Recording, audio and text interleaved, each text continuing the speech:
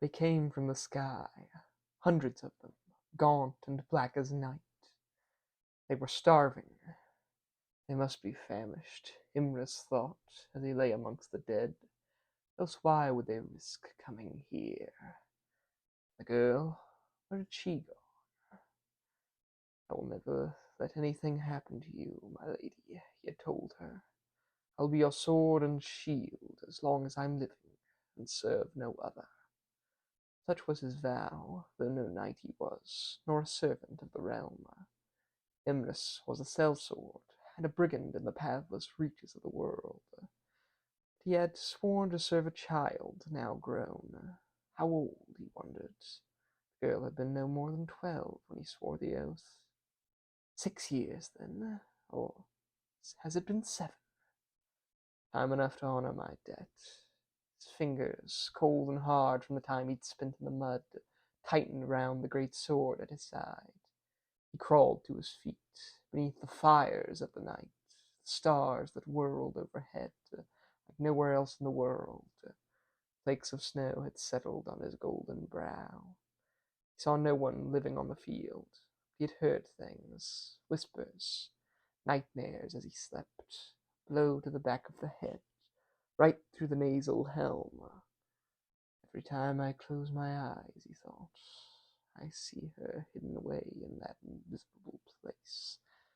Imrus, of those lands between the northern kingdoms of Corvantir and Caer Araun, prayed for a chance to make things right. He prayed to no god. He prayed to the spirits of his ancestors, of both the wild country and the realm of lost Sintir. Sintir. Imrus wished the word meant nothing to him, but the ruins of their black stone tower still littered the countryside, reflecting the light of the fires even now. It was one such ruin that his eyes fell upon now. He had arrived too late to save either side from the doom that awaited them. To join the Queen of Caer Araun, he had to wade across a sea of human misery, men dead and dying for their one true monarch, while others were routed at the first sign of the rotten. Aye, the rotten were also a gift of Sintir, a curse that made good people twist and shout, their veins go black, their flesh turn grey, gave them a nasty taste for warm blood. Anyone with an ounce of Sintir in them was susceptible to it, high-born or low. So it was only logical that the king of Corvantir corralled a veritable legion of such rotten, and at spear point chased them into the enemy ranks, where they fell weeping and mad by the dozen. No looter dared touch a field full of rotten. No king dared scour the remains of that field, nor a good man seek to bury his fallen brothers in arms. As he forged on ahead, Imrus prayed the rot would not take him. It hadn't yet, and he had been forced to kill many of the afflicted, some even with his bare hands. Hell, I'm just lucky.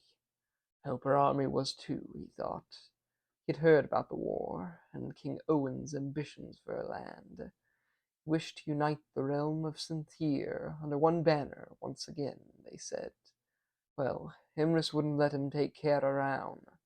Imrus swore he'd watch over the girl, and from afar he'd done just that. But King Owen had moved quickly. Too damned fast, Imrus thought. He would have charged their lines and taken the king's royal head if news had reached him sooner. No matter. He had to find them now. The king he was meant to kill, and the queen he was meant to serve. The tower, he thought. It must be the tower. He plowed through the mire, up to his knees, while black winter clouds gathered in the firelight. A blanket of snow began to settle on the foothills. His head was pounding, his legs stiff and sore. But the bodies began to grow thin. Only trails of blood were left now, and heaps of discarded armor. Then they had sick and injured. A shame, or so he thought. They needed good, strong warriors, not invalids to look after. Even he knew it was a harsh thought, but King Owen would not wait forever. Perhaps he had left the battlefield, only to assault their tower from another direction, one not swarmed with rotten. Death walks on many legs, the old saying went, but that was true enough.